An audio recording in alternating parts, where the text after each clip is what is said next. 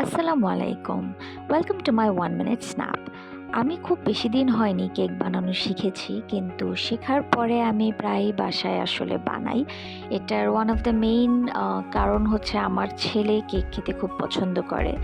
কিন্তু আজকে আমি এই প্রথম এভাবে অনেকটা ক্রিম দিয়ে বার্থডে কেকের মতো বানানোর চেষ্টা করি।